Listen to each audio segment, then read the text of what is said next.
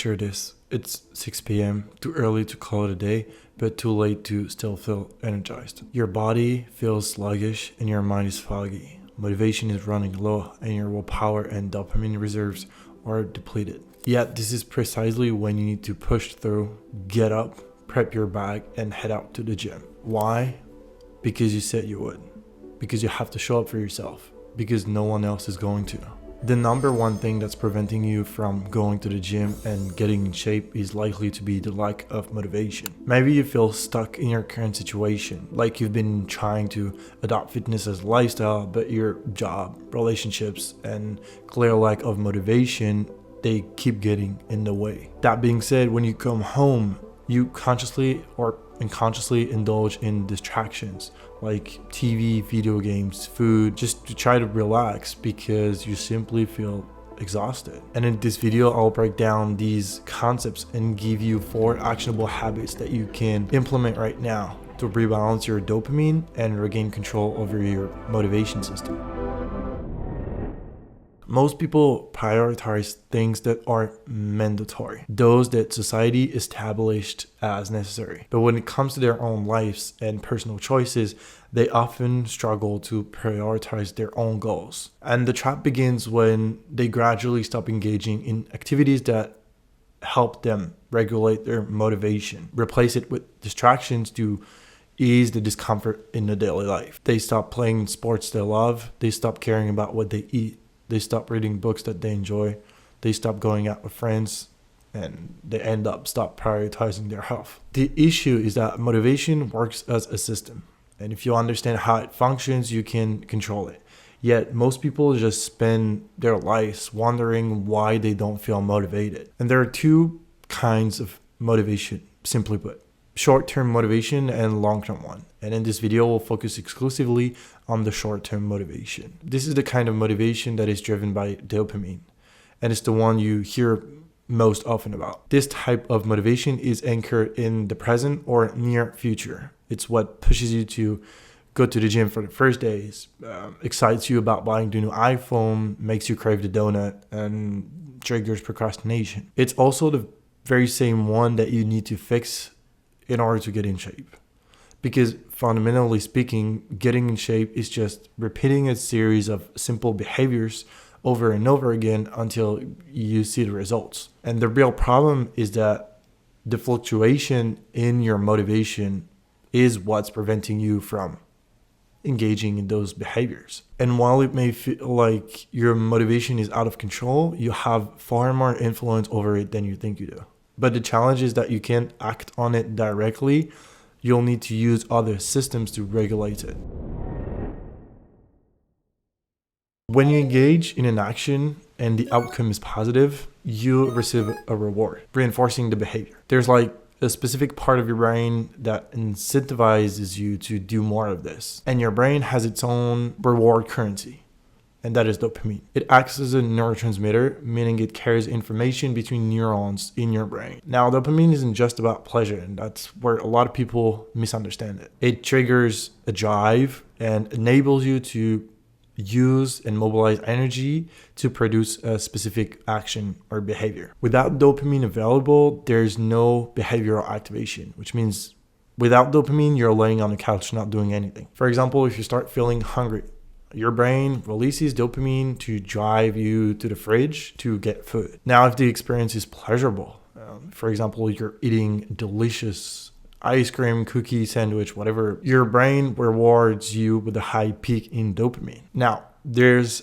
a fundamental rule in biology which is called homeostasis, and that is the tendency of biological systems to maintain equilibrium as much as possible. That is why after any peak in dopamine, there's an equal drop that follows. And something major to understand here is the fact that the opposite of pleasure is pain. And both signals come from the same place. The same brain mechanisms handle these 2 systems. So whenever you experience pain, discomfort, or a desire for something that you want but you don't have, an equal pleasure response can be triggered by the same system if you engage in the right action. Let's just say you're on a restrictive diet, like you're doing keto and you cannot eat carbs because you want to lose the weight. Well, you're doing keto. So while at some point, if you usually enjoy carbs, you will start to crave a plate of pasta. Deprived of it, your brain will accumulate frustration, transforming it into a form of mental pain to drive you towards eating that plate of pasta that you've created in your mind. Now, even just thinking about the pasta and eating them releases dopamine, making it pleasurable. That's why cravings are so strong. And the worst part is that the motivation system pushing you towards that craving is the very same that most people rely on to get in shape. Most people accept this as a given and don't realize that they can control it. But if you're willing to take ownership over it, you'll reclaim back control. Now, the secret is that you can actually use other brain areas to regulate this dopamine response, but you have to train them to do it. You want to be able to decrease the power. Whenever the pursuit of dopamine isn't serving your long-term goal, you want to be able to lower the volume of the response by involving other brain areas into the equation. Now, if that doesn't make sense, that's fine, because I'm going to help you do that through 4 simple habits that you can start to implement right now. The worst thing that you could do is deplete your dopamine levels early in the day, because you need them to engage in actions that are going to get you to your goals. And if you don't have it anymore, if you're depleted of dopamine, again, vegetable on the couch. The problem is that current technologies are designed to use your dopamine as efficiently as possible and to get you to not stop using them. For example, the infinite scroll on social media is designed to keep you hooked, making you scroll for hours. That's what TikTok does. This floods your brain with too much dopamine, and you only have so little of it. Most people spend 90% of their dopamine reserves within the few hours of waking because they snooze 3 times per day, stay in bed, check Instagram, Twitter, or TikTok. And when they get up, they watch a Netflix episode. They listen to a podcast, while drinking coffee, or watch a YouTube video while eating breakfast. Then they go to work, check emails, open a new tab, and start adding random stuff into their Amazon cart. By 5 p.m., they're completely depleted and they can't not bring themselves to go to the gym or take care of their nutrition anymore. When it comes to dopamine, technology is not your friend. And the first habit is to stay away from your phone for at least the first hour of waking up. You need to let your brain wake up naturally and start using dopamine for what it was designed for, rather than draining it all on technologies. And to be honest, it's not even a fair fight because those companies are spending millions of dollars on ads, user interface, and design for it to be as appealing as possible. And personally, I don't pick it up for the first 4 hours of my day, and it has completely changed the way I function. Redesign your goal. If you tried going to the gym or dieting in the past but it didn't work, you can change the approach while keeping the same direction.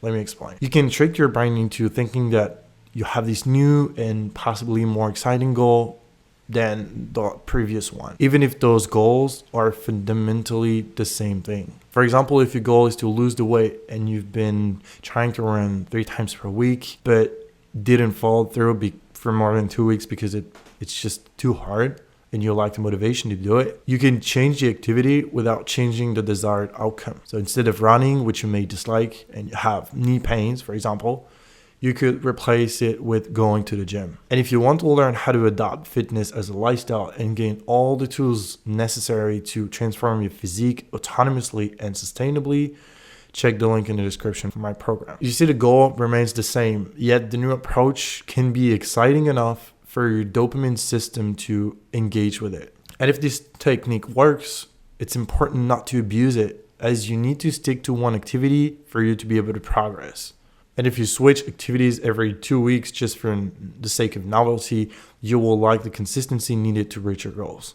Stop avoiding negative emotions. There's a profound relationship between the part of your brain that regulates dopamine and the part of your brain that manages emotions. Negative emotions, they trigger the need for dopamine. Again, your body dislikes being out of balance, especially when it comes to feeling pain. So it does its best to trigger the release of dopamine to get you to feel better. And the thing here is that dopamine temporarily shuts off negative emotions. This is why you start craving food, You have more buying pulses and you seek more stimulations when you're feeling down. And this is the fundamental problem with emotional eating. You feel bad, so you crave savory food, and that food temporarily frees you from feeling bad for a few minutes. But at the same time, you're reinforcing the attraction for this type of food as you're using it to ease the discomfort and the pain. It becomes kind of a coping mechanism that needs to be used whenever negative emotion they arise. If you want to regain control over your motivation system, you must process your negative emotions rather than let them build up inside. Otherwise, this will destroy your chances of rebalancing your dopamine levels, as your brain will constantly try to self-regulate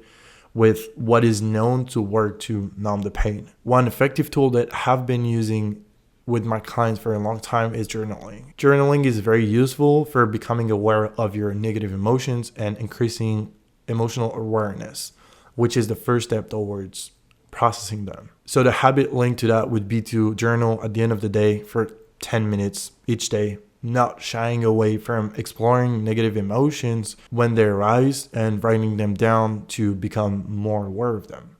Expand your thinking timeline. For everything that you do, your brain assesses the potential value of the task and the amount of effort required to achieve it. For most people, this assessment takes place subconsciously, meaning that it's not part of their active thought process. They don't have direct access to it. The thing is that this assessment determines the amount of dopamine your brain will trigger to engage in that specific task. For example, if you want to lose the weight and are about to go to the gym, your brain will evaluate the value of going to the gym versus the effort needed to get there. And is likely to tell your dopamine center, okay, this sounds cool and all, but we won't see immediate results worth the effort, so don't waste your energy on it. And that's when you end up procrastinating. The same thing happens when you crave a donut. Your brain sees it as low effort because you just have to, go to the place that sells donuts, and the reward is certain because you know that if you buy the donut, you're going to feel good. But this